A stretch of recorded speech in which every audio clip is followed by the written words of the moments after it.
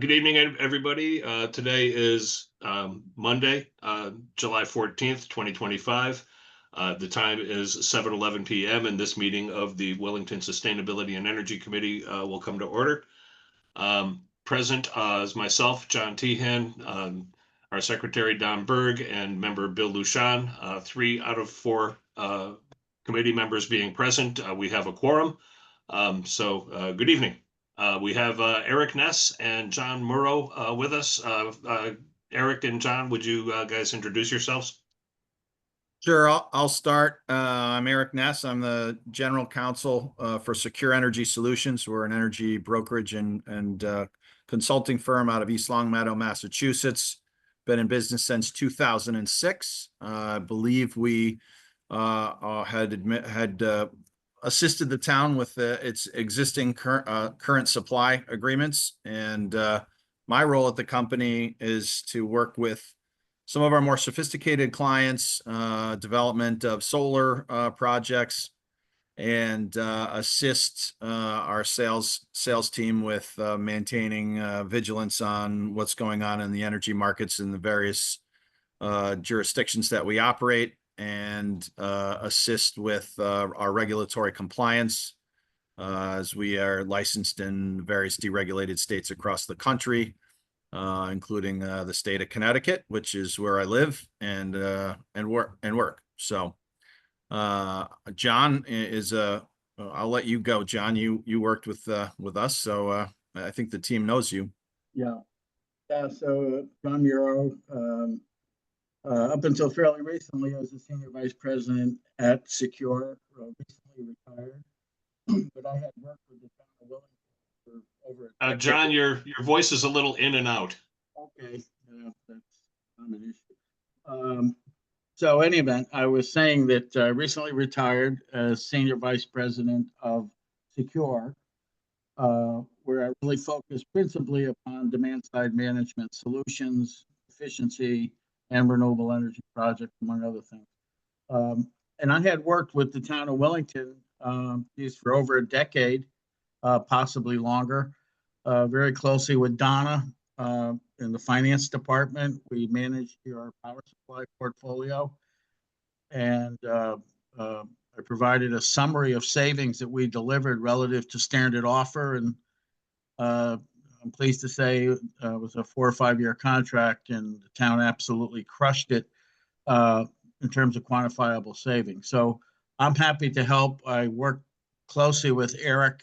I consider him a friend, not just a colleague. And I've been in the industry almost 25 years when I retired, including senior officer at Northeast Utilities. And Eric was among the most talented people I had the pleasure of working with. And it's part of the job I think I missed the most.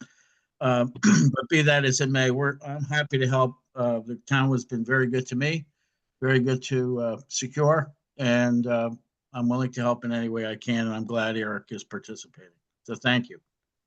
Okay. Thanks, John. Guys. So really the reason I wanted to have you guys here was energy assessments on our buildings. I'm looking forward to a future where we don't burn fossil fuels for any reason. Right now we're heating a lot of our buildings with either oil or natural gas. I'm sorry, not natural gas, we use propane. There is no natural gas lines in town, so propane has to be trucked in. And I would seriously like to get away from all that. The inflation rate of both oil and natural gas over the last 50 years has been running about 4%. I don't anticipate that slowing down anytime soon. 50 years from now, the price of a gallon of heating oil will be obscene. I'm talking along the lines of $22 a gallon. Imagine how hard it is to pay your bills when oil is $5 a gallon. Never mind quadruple that. So that's where my thrust is to wean the town off of our fossil fuels and get us into solar and heat pumps as far as heating and cooling is concerned. So what I would love to be able to do is put enough solar on our rooftops, or perhaps on a parcel of land that the town owns, and power our buildings with solar, and then install either air sourced or ground sourced heat pumps. As far as the efficacy of heat pumps is concerned, I have geothermal HVAC in my house and no fossil fuel backup.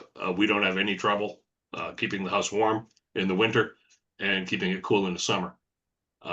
So I would love to get assessments of our buildings to see what we can do, what's possible. And then from there, figure out what the economics of the situation is and whether or not we'll be able to invest that kind of money now to save our taxpayers, enormous amounts of money somewhere down the road. So that's kind of where I'm at. Okay. Well, I I mean, can. Go ahead. I was going to say, well, one issue I see is it, obviously the current administration is extremely pro fossil fuels and anti a lot of the support for some of these types of initiatives. And so that's not a reason not to investigate these things, but, I'm wondering from the perspective of certainly understanding what the options are for you is definitely a good thing. But I think the climate of, going from oil and propane may be difficult in terms of just the incentives that are out there to make those projects pencil well. So I think just approaching it from the review of those types of projects with the understanding that timing to do these may not, depending on what this administration does, may not have the economic returns you might have if there's a change in administration, in the next round. Obviously, the current president can't go forward for, in the next election cycle. Whatever's going to happen is going to happen. I just, I am not a geothermal expert. My expertise is really, energy policy stuff and solar development. John, you might have some thoughts on, on that. I mean, there's certainly incentives on the electrification side of, getting away from oil and propane. And there are programs through the utilities, and we have partners that we work with to assess those. But we don't have a current partner that does the geothermal stuff. But John, I don't know if you have some names, but I'll turn it over for your thoughts. Sure. So to Eric's point, there's been a sea change certainly at the federal level relative to energy efficiency, renewable energy, and so forth. Eversource, who, as Eric knows, we work very closely with, and try to extract incentives and financing for projects whenever possible. A couple of years ago, 2 or 3 years ago, they had a major push for electrification, including EV stations and heat pumps. In fact, I have a couple of units and several inverters in my house that I installed in the past couple of years. I think they're a great solution, whether ground source or air, for a variety of reasons. And I think you can evaluate specific buildings that you're looking to convert, say, from propane or oil to electrification via heat pump. However, I haven't done a heat pump project. I did several last year when I was with Secure. Haven't done any recently. And I'm not sure what the impact on incentives for electrification with heat pumps has been. And frankly, where it's going. The word is that there's a bit of uncertainty at both investor-owned utilities. In fact, I was mentioning to Eric, this doesn't concern you necessarily, but it's an important data point. Avangrid has actually filed a lawsuit against the regulators in the state of Connecticut, initially because of the EV program and funding that they thought was approved. Turned out Pura felt no, it really wasn't, and they ended up in court, or still going to court, threatening to go. John, your voice is like fading in and out. I don't know if you Yeah, can face your microphone a little better or. Yeah, all I can do is get as close to the screen as I can and the microphone. I apologize for that. But with Eversource, they still are providing incentives for heat pump installations, converting primarily from oil or propane. But I said a couple of years ago they had a very big push on electrification, both for EV infrastructure and heat pump installations. There's a bit of uncertainty right now about both of those programs. However, Secure Energy can work potentially, maybe with Earth Core, Eric, I don't know, Yeah, to provide evaluations of specific buildings that would be ideal candidates to convert to heat pumps. And as you gentlemen know, I'm sure, one of the many advantages of heat pumps, of course, is that in many instances you're able to avoid a lot of the significant costs associated with ductwork and so forth. And in certain situations, a very inexpensive, straightforward installation, which provides not only heating but cooling. So I can't say recently, meaning 2025, where is Eversource these days in that regard, but I do know there's a lot of uncertainty around both the EV pushes and mandates and heat pumps. And you still have communities, by the way, that are, have put forward aspirational goals for what they're intending to do, whether it be solar installation, renewable energy, electrification. There still is a strong upswell, certainly in the New England states for a lot of these programs. So I think a lot of your lighting has already been converted to LED. I think I spoke with Don or others earlier about that. So since those steps have already been taken, you probably also have lighting control, so forth. You might want to consider doing a pilot program with Secure where you're looking at a specific building, a library or senior center, where you feel for a variety of reasons they're an ideal prospect for a heat pump installation. And Earth Core and Secure would work with you to provide the study, the evaluation, handle the submission to the utility. You would probably go through the municipal program, which does provide both incentives and no financing. And Eric and I have worked with other municipal buildings in other towns to secure both financing and financial incentives. So that would be my recommendation, Eric, suggesting a pilot facility like a library, like a senior center, something with relatively robust hours of operation, because that's something that Eversource was hard at. I'd certainly be interested in looking at the library. My wife is chair of the library board, so I'm heavily involved over there. The library also has a south-facing roof. I've already analyzed it on Aurora Solar. I could fit 42 kilowatts up there. Well, so, but you're aware that the question I have, and Eric, certainly I'll defer to you, but the financial outcome for a nonprofit like the town with solar, it's not particularly attractive because you can't take advantage of the tax incentives, which a private company could. I'm sure the tax incentive was available under the Inflation Reduction Act, but has the new BBB changed that? Because they did make the tax incentive refundable to nonprofits.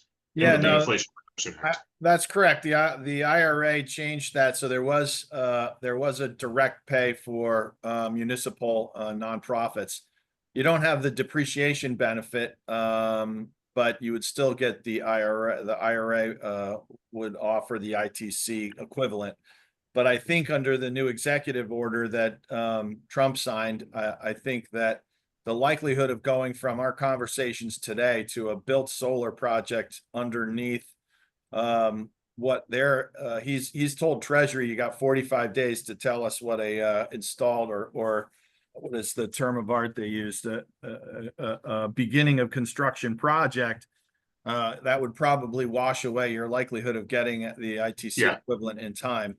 So I think, in my opinion, you'd be looking at that based on whatever you could get it built for versus whatever your avoided cost of power would be.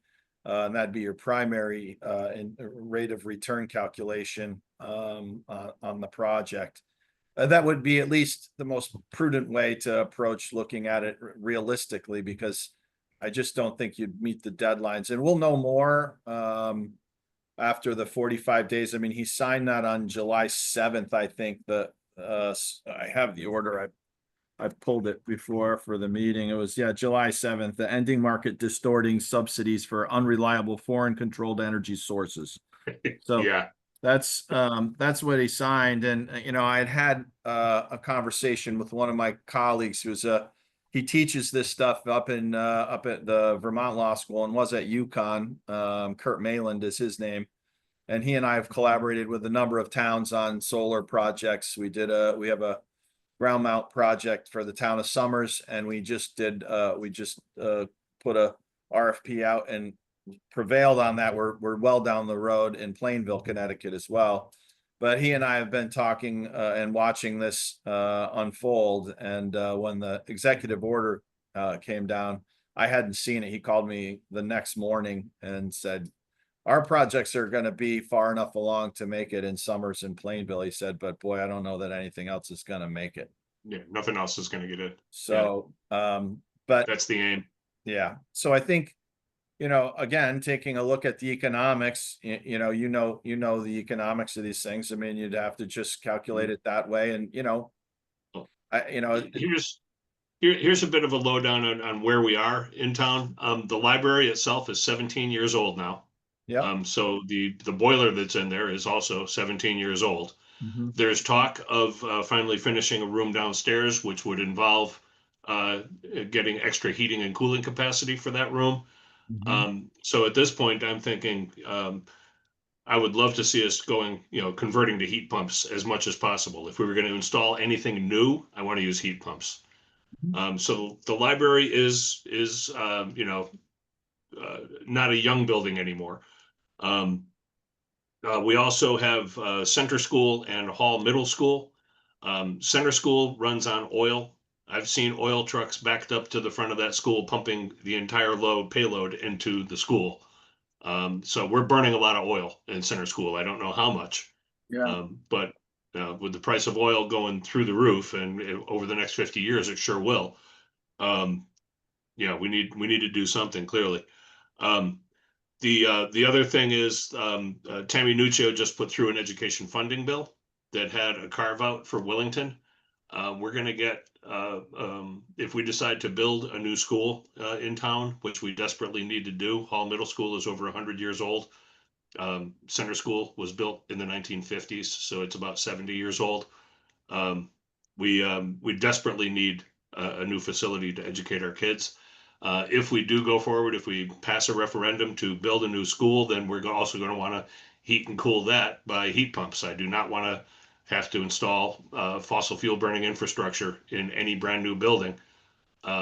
If we're supposed to stop using fossil fuels within the next 30 years, building 50-year infrastructure doesn't make sense.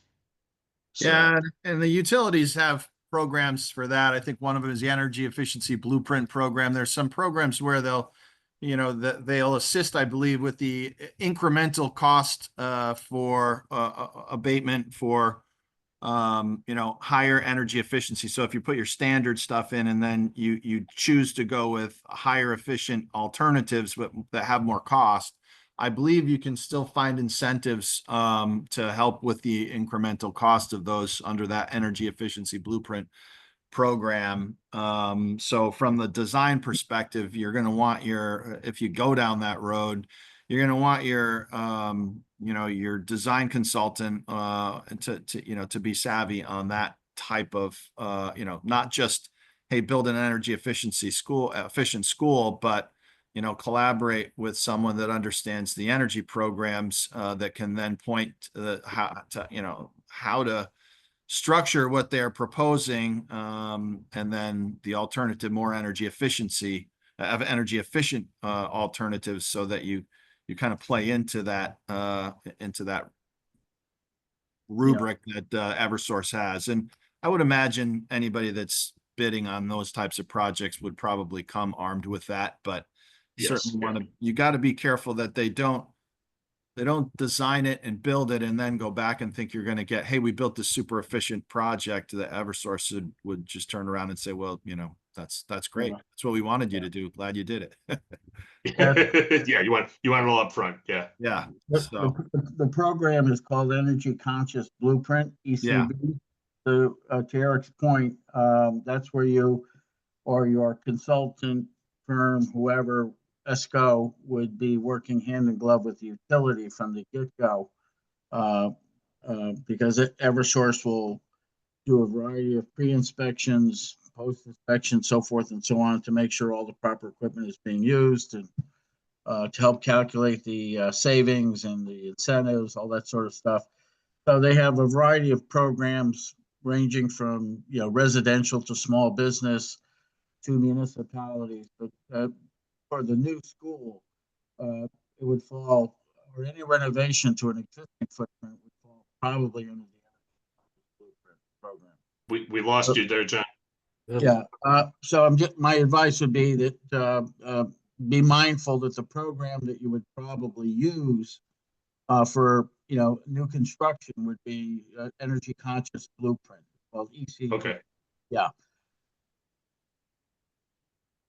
All right, so that's kind of where we are. I would really be interested in getting an assessment of the library to see what we could do to convert that to heat pumps and stop. I believe the library is heated with propane right now.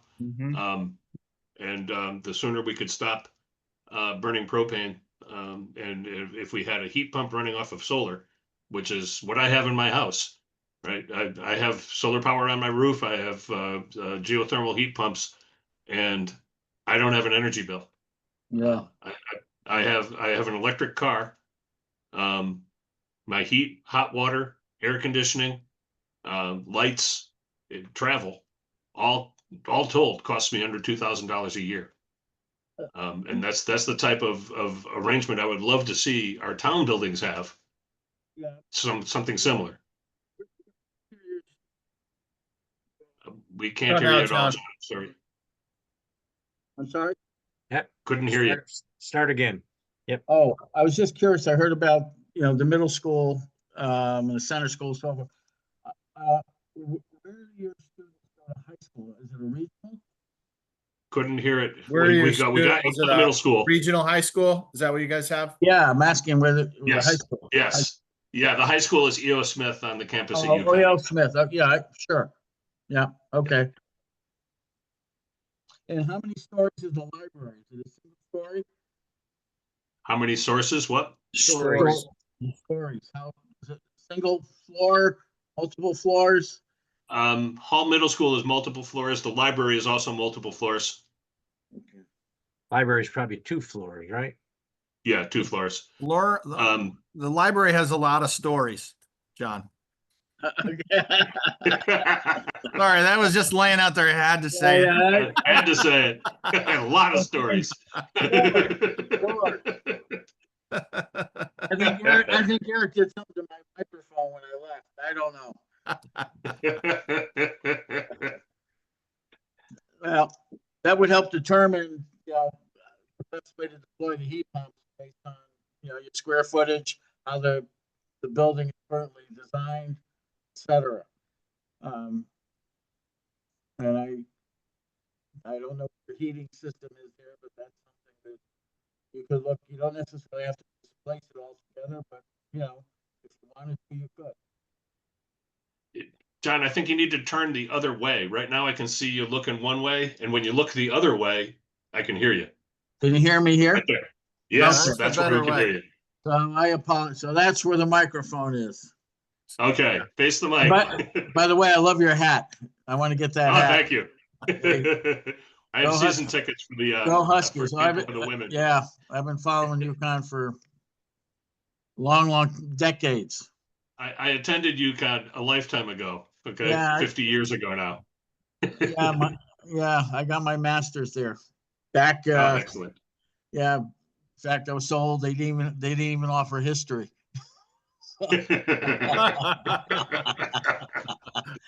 Another story. Yeah. Yeah, last time I another heard that, story. I fell off a dinosaur. Yeah. Yeah, 19, yeah, no, Well, I think we could certainly, I'll talk to my team and we can take a look at the library. I'll talk to Paul maybe and see if I can, get him to, coordinate with our Earth Core team. And, I mean, would we work, through this committee, or would we work through the town, or, you know, what would be the process to kind of start a preliminary, evaluation and discussion, on a project like that? What's the Yeah, plan? we are we're an advisory committee, so you really can't work through us. We can talk to the Board of Selectmen and suggest to them that that we bring you guys in to do these kinds of things. So this is what I really wanted today was to find out exactly what you can do for us and how we would proceed with you. If you could just write something up about, you know, what would be next steps if we wanted to have you come in and examine the library for the potential of conversion from propane to heat pumps, you know, what would be our next steps? And then we can bring that to the Board of Selectmen and see if we can get something rolling. Sure. I'll have a conversation with our team and basically because the evaluation team we'd have a representative from Secure and then it would be Earth Core who does, you know, they do all the evaluations and calcs and put that project together, and we assist with getting it through the energy the utility incentive programs, whatever program would best match what we're trying to do. So I'll have that conversation. I don't want to misspeak in terms of what their process would be and timing and everything right. else. So I'll get that information and put something together and get it out to you guys, to Don, I guess, and then you guys can take it from there and set something up Okay. or with the first selectman or whatever your process is after we give you what we can do.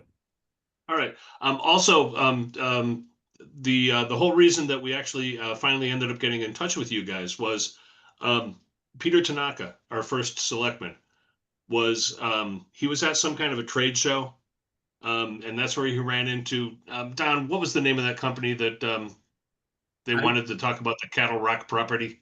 Titan Energy. Titan Energy, yes. He ran into Titan Energy and said that we had this Cattle Rock property and would they be interested in looking at it.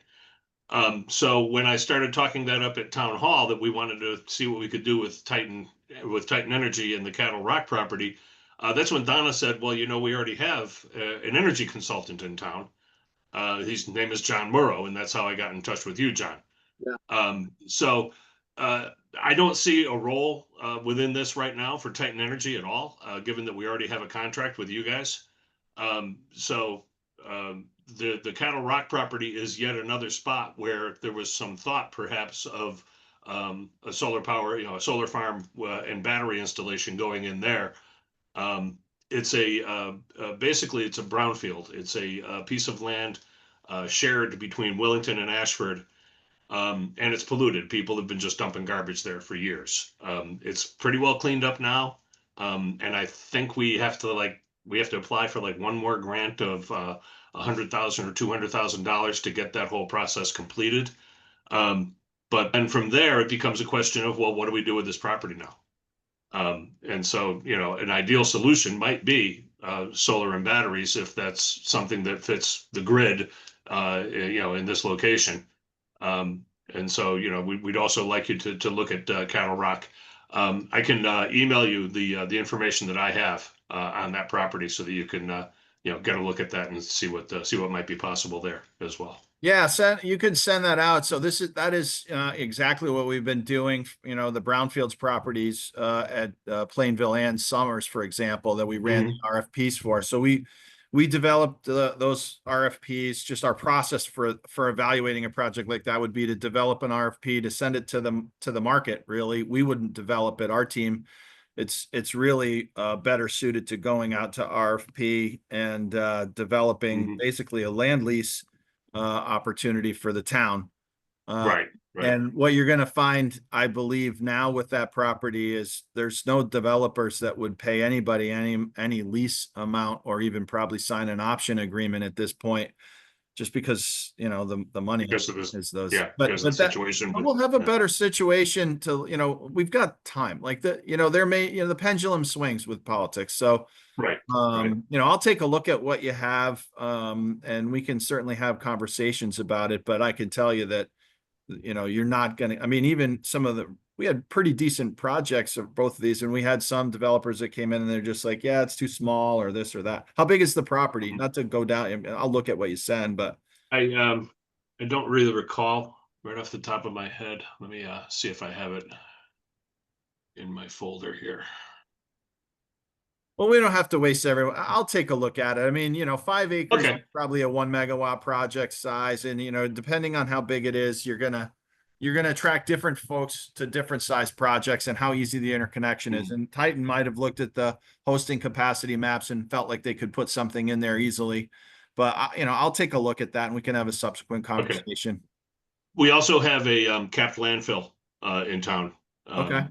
Up on Hancock Street. I was told by Phil, I can't remember Phil's last name, Phil from Down East Green. Phil is developing a solar farm right next door. Not a big one, 750 kilowatts. Okay. That's been going on since I was a member of the Planning and Zoning Commission, which was 2 years ago now. Okay. So they've installed a whole bunch of car chargers there. They've got car chargers on the lot, and he's putting in solar. And what he told me was that the capacity map indicated that the circuit was full over there. Yeah. That's So probably we why he couldn't built a use the capped 750. landfill. Yeah. Pardon me? That's probably why he built a 750 instead of Right. something bigger. Instead of 1.5 or whatever. Yeah, Yeah. Yeah, that's So the it the could well game be with those. that- It sucks. yeah. Yeah. No capacity anywhere. Yeah. Well, one thing that I've seen, a suggestion, which I thought was intriguing, rather than stringing new high power lines everywhere, why not restring the existing lines with modern carbon fiber cables? They're lighter and they carry more power, and you wouldn't need environmental impact statements because the power lines are already there. Yeah. So I've seen people discussing that. That would increase capacity remarkably at a huge cost, right? Yeah. So- I mean, it's the infrastructure cost that, eventually, we're going to have to get serious about how we're going to push power around our grids. So, Yeah. the unfortunate part is that we've got, these incentive programs for all these things like car chargers and whatnot, and an infrastructure that can't accept any of it. If you were to, Right. if you were to put enough car chargers to make, like, for example, the Hartford Insurance Company or the Travelers in their parking lots, electrified for electric cars, the poles and wires would burst into flames. You can't, there's no Right. possible way to do that stuff. So, yeah. And anyway, there's so many policy backwards decision making. The incentives are the ideas are good, but the people that are making the decisions don't understand that the infrastructure is way behind their thinking. Right. Also, just the whole utility model. Yeah. So somebody above my pay grade has to figure out a new utility model. Yeah. Because it's not a politician. right. Someone with a practical set towards what's going to work. Right. Not a, I'm putting my finger in the wind and saying this is a good idea. Right. That's not what we need. We need actual real ideas. So again, that's above my pay grade. Agreed. But yeah, I'll look at that other property and, and get back to you with some thoughts on that as well. And then, Okay. I'll send that stuff out with a brief recap of what we talked about. perfect. Right. Well, thank you, guys. Well, wait, okay, if you have a minute, I'd like to go through the Button Hill solar proposal and what we're doing there for our 24 unit senior affordable housing. At this point in time, we signed a letter of intent with Earthlight to install 140 kW at the Button Hill facility, which is just down the street from the town offices. Now, whether there's capacity there or not, I don't know, but we've got probably 300 or 400 kW of transformers there, and only maybe 30 or 40 kW of solar at this point on the site. Everybody wants to do more solar, but hopefully we'll get there first. The also at the same time, and I guess not until we get the approvals from Eversource at least, we'd like to do heat pumps and LED lighting. Right now, we've got fluorescent lighting, and we'd like to upgrade. Now, one thing I had a question of with the heat pumps is we've got propane heat at this point in time. And Eversource is, I guess, going to give us about $2,500 or $2,800 towards each 1.5 ton heat pump.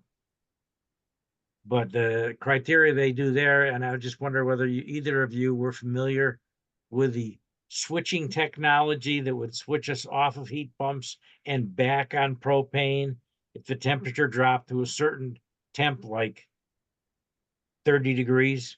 I haven't had a chance to ask them how they really control that. Do either of you have any familiarity with that system?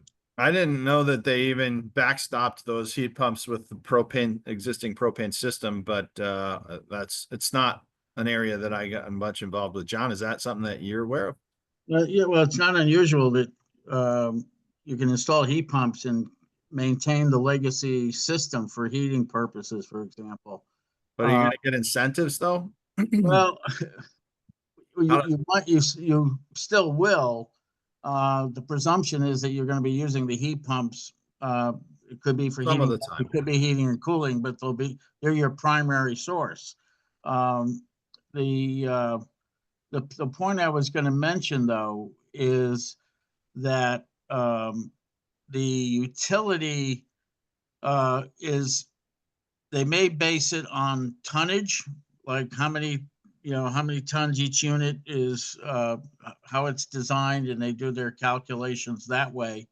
And as I said, the concern I would have right now is what kind of incentives are they providing to heat pump conversion? 2 years ago, it was quite a bit. Don, I think you mentioned that you have a number that you think has been provided by Eversource in terms of.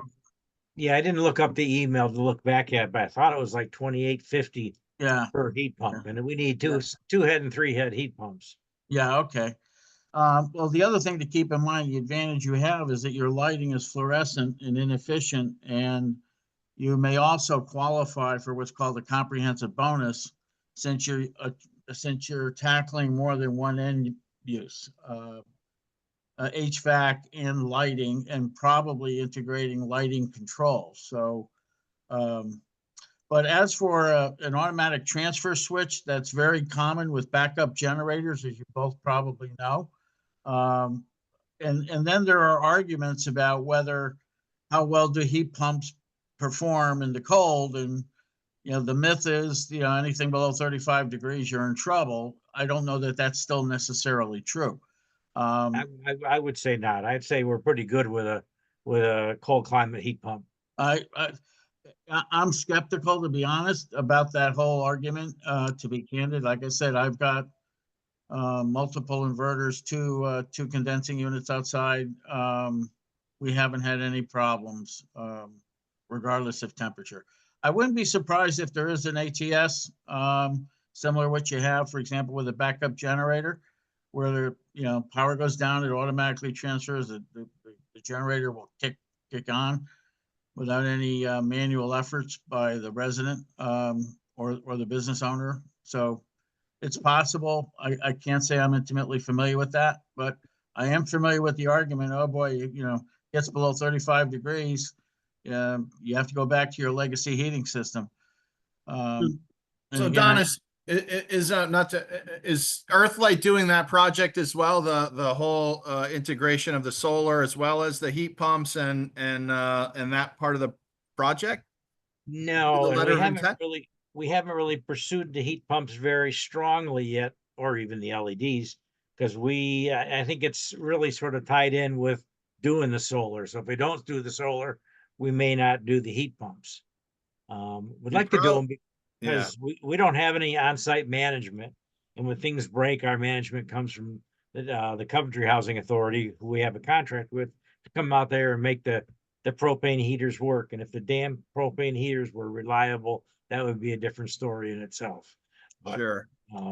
they're not. We've had to spend 8 hours on 2 of the units rebuilding some nice composite devices within the bowels of the propane units to get them to work. And they've just been they're condensing, but they've been a real problem. Well, as John pointed out, I mean, with the comprehensive bonuses, doing a heat pump LED and potentially controls project, leveraging the Eversource program, that might be a good standalone. Like the economics of those aren't going to be tied. It'd be nice that you get the power for those, the increase in electricity from your solar, but those projects will stand on their own. Whereas depending on how long it takes to get through the process, not knowing how far you are with the letter of intent versus application for interconnection with the utility and everything else. I mean, that solar project may just not happen if they're not far enough along to navigate the new changes in law.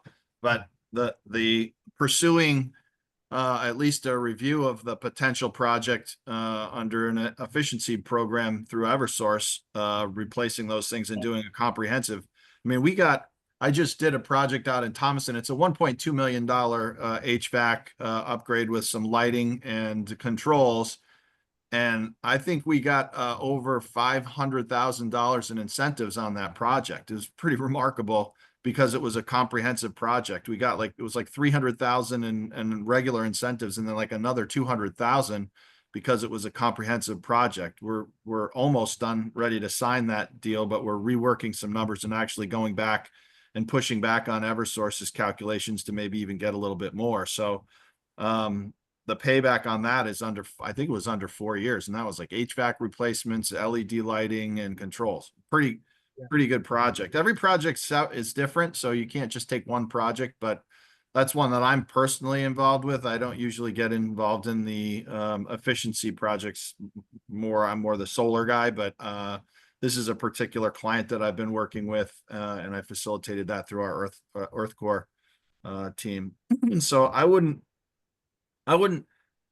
tie your approach to getting at least an evaluation of that project to where that Earthlight solar project is. It might be worth looking at as another project to do an evaluation for efficiency. Yeah. Okay. and Just a Don, thought. the other thing, Don, to Eric's point, if you stripped out the solar, you still have a nice project potentially. And bear in mind that the utility now provides financing out to 5 years, 60 months at no interest. So, Okay.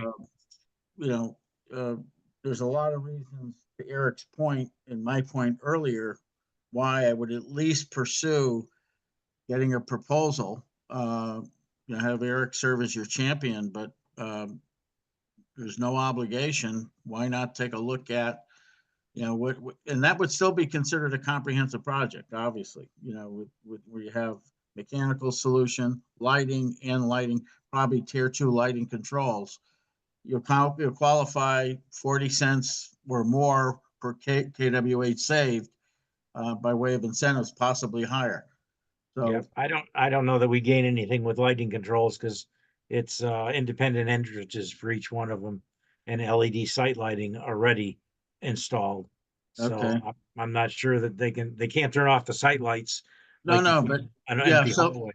So just to give you an example where I'm going with that is like for an interior application with lighting controls, if you go with tier 2, each fixture, if you have a recessed troffer or a surface mount, can be designed with a it can be installed what they call an intelligent fixture, which will, if they put in high-end trim, it will only use 70 or 60% of the wattage on average of what it's actually designed to do. Moreover, it also has embedded occupancy sensors, daylight harvesting. There's a variety of advantages to having a tier 2 system. And Eversource, they try to make it as attractive as possible. And candidly, more and more lighting projects, they're being pushed that way because otherwise the incentives it's an embarrassment, 10%, 9%, 11% for just this, a conversion of fluorescent or incandescent or metal halide to LED. Whereas if you integrate tier 2 controls, and this is obviously up to you. I'm just giving you my advice. It's something to consider since your incentives will undoubtedly be higher. And we were told something like 90% if we combined two projects, lighting and I probably not heat pumps, but well, some other energy efficiency. Yeah. Well, there a couple of years ago, 80% for a couple of categories, including distressed cities, which I don't think Wellington would be considered a distressed city, but they did have a special program for small business where they were funding up to 80% pretty much throughout Eversource's service territory. That has gone away as far as I know.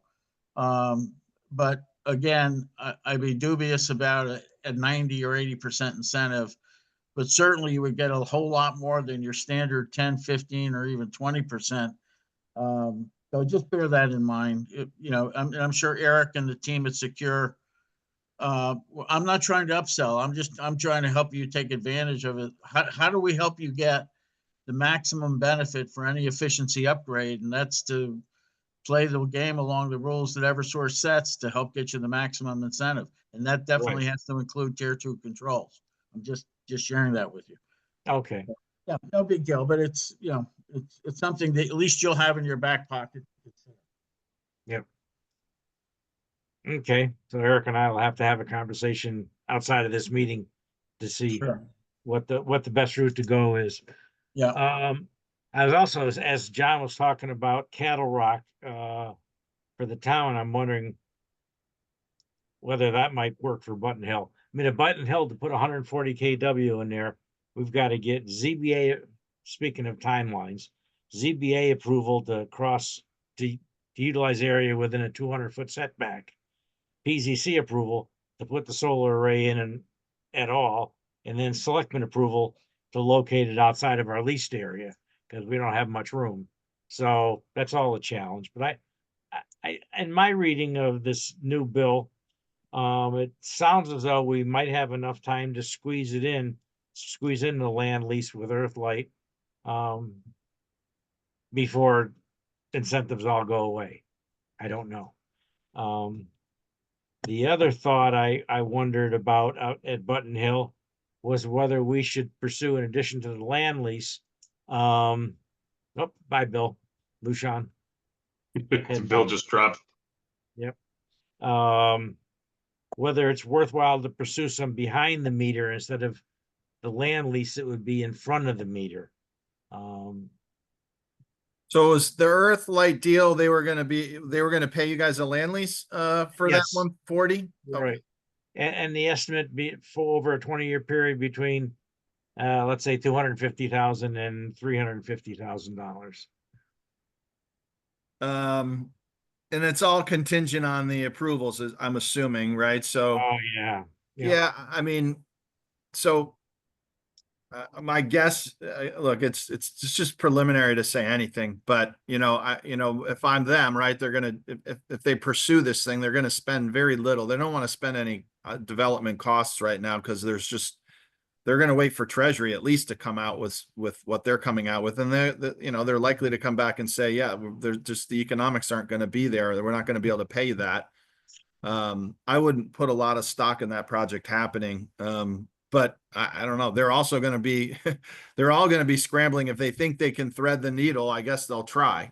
Mhm. The language is kind of, is kind of vague and, and it's not, it's really going to hinge on what Treasury defines, what completed I think it's completed projects or when they can get it done and what they're going to get for it. And if, I don't know, I just, everybody that I'm talking to that's doing this stuff is, on the backs of their heels, trying to figure out how they're going to continue, in this industry.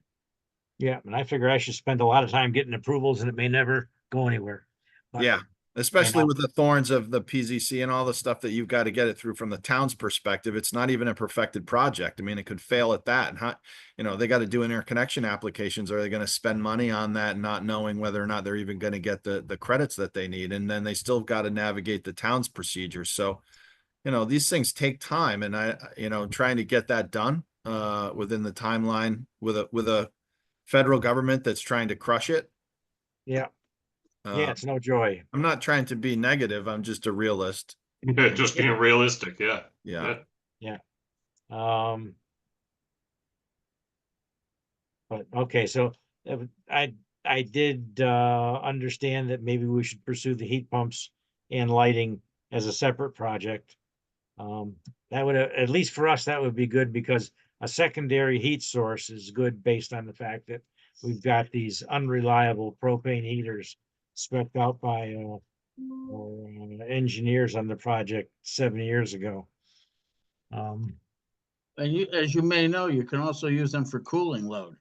Oh, absolutely, yeah. Yeah, okay, just want to make sure that was clear. I'm just not, because I got a Mitsubishi heat pump in my living room and a Yeah, Fujitsu four-head unit in the other half of the house.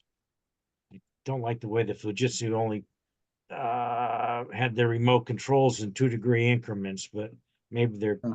different now. Huh. I don't know. yeah, I thought that was very odd, other than the fact that it's a setting on the remote control and it really doesn't relate to the actual temperature in the room. So, yeah, I got, you can't see it, but yeah.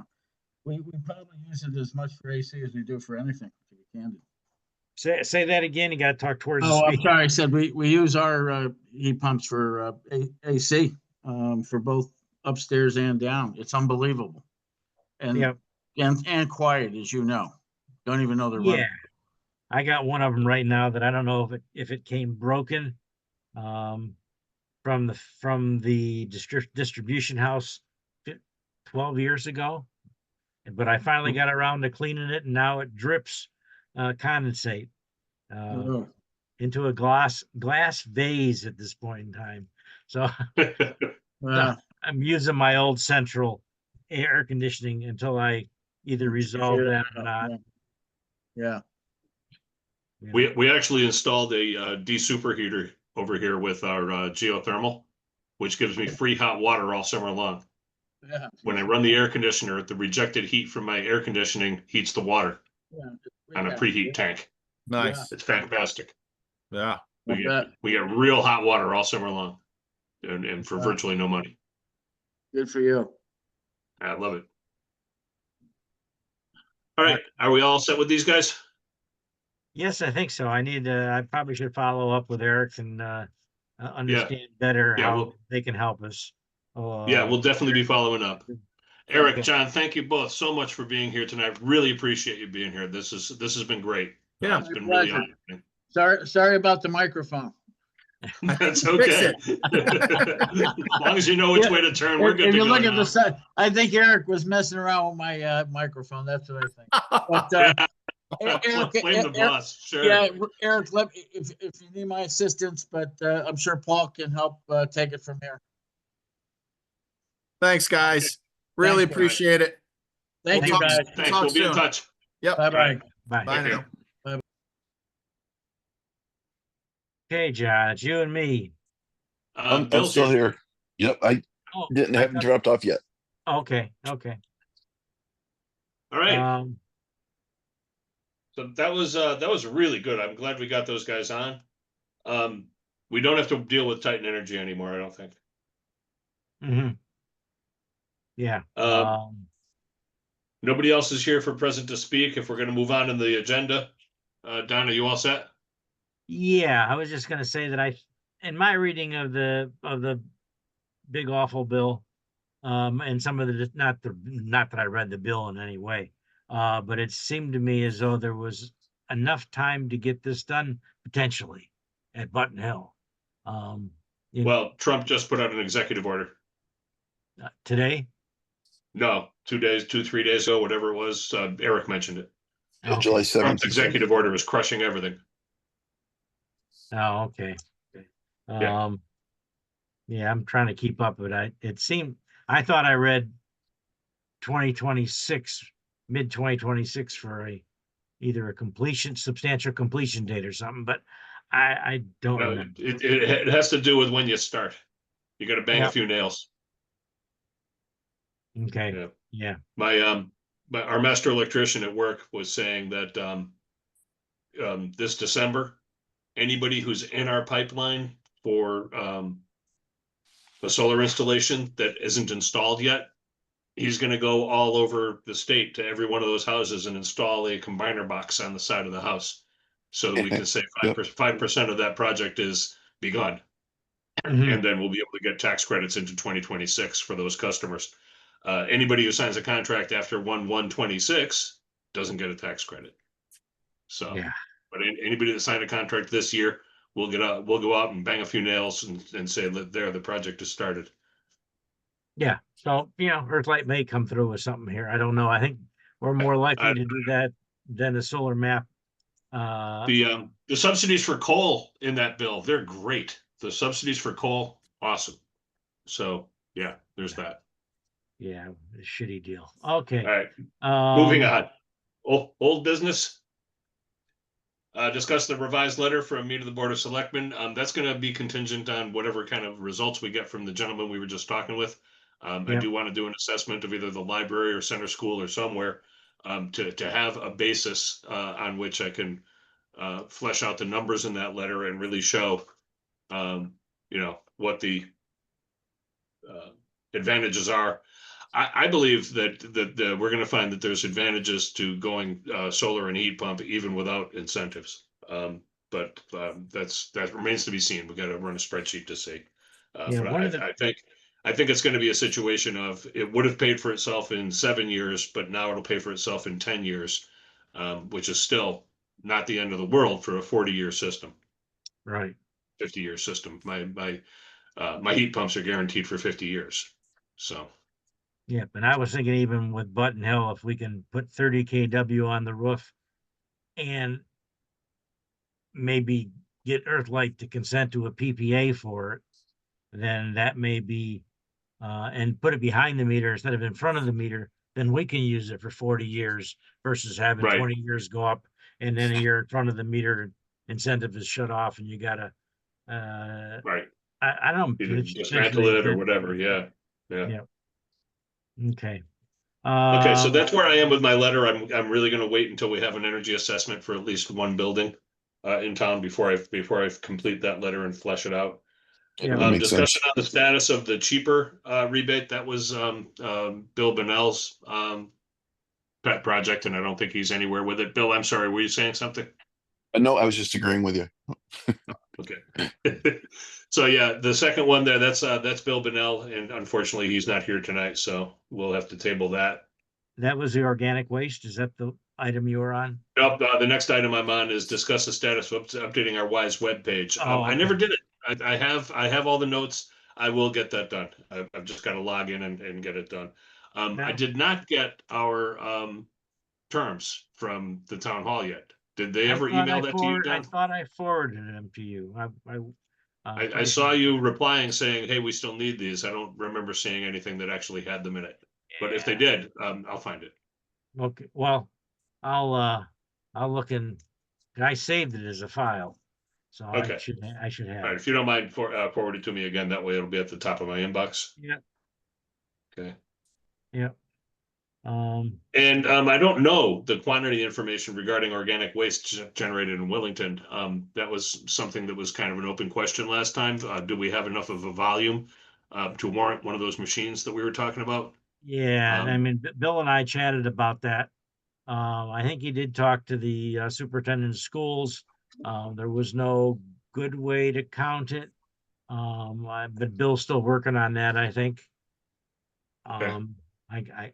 Both of us have a gut feeling that buying a machine to deal with wet compost, or any kind of compost probably is out of our league, but, that's our gut feeling. We haven't really researched it. Okay. Under new business, you already talked about the Button Hill Yeah. project, or is this Yeah, solar no, hot water? Is that's- that something new? That's old. Already discussed. Yeah. Okay. And you also wanted to discuss further how to go about monitoring the kilowatt hour usage of the electrical Yeah, I probably heaters. should have deleted that, but other than the fact that, we probably should somehow talk to the selectmen about getting them either, we should look at a monitoring system. Well, or Um, maybe we could ask Eric and John to do an assessment of that building. What's using what, okay, right? Yep. They might be able to do that.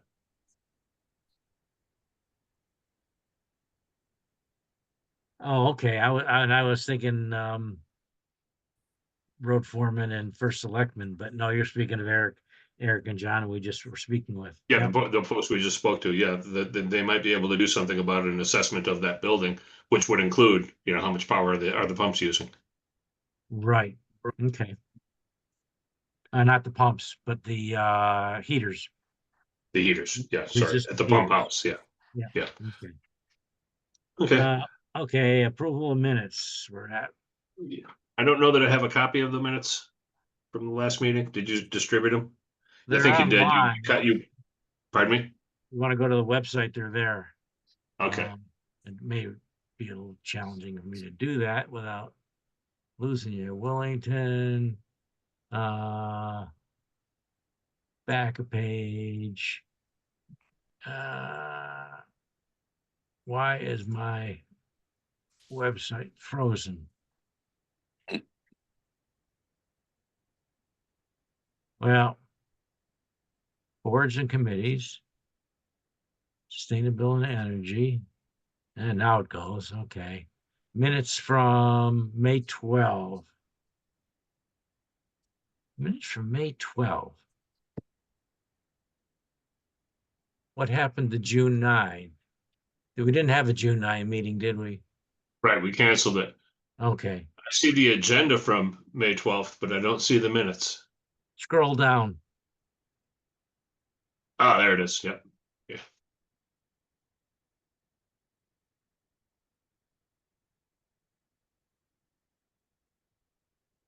I'm reading them now, so.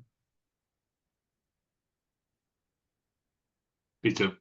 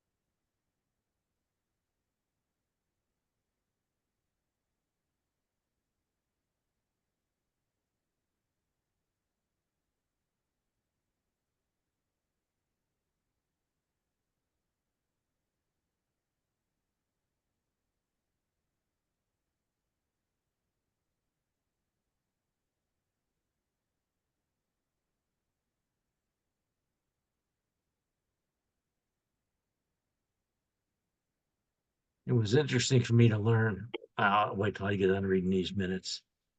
Then I'll I was forget. just going to say I'll move that the minutes be approved as written. Yeah, I'll go along with it since I wrote them. I know. You'll There's second. Okay.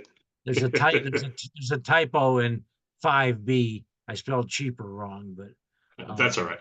I think we lost Bill Luchon. okay. Okay. All right. I'll go back. Without to a quorum, we can't accept the okay. minutes. Yep. So we'll do that Oh, well. again next. We'll do that next. We'll put it on for next month. Yeah. Yeah. And it doesn't look like there's anyone present to speak. Do you have any correspondence, Bill? Bill, you're not Bill, you're Don. Yeah, Sorry. no, I haven't checked in the past week and a half, but so far I've never had any correspondence at the town hall. Yeah, yeah. I anticipate there's Okay. none. Okay, and All right, then I think we adjourn. yeah, I think we do adjourn. So we got 8:15. Okay, terrific. I will stop the recording and we will adjourn here. Okay, and thanks for the wake up call. No worries, Don. Take care. We'll talk soon, man. Okay, thanks. Yep. See Bye. ya. Oh, question for you, John.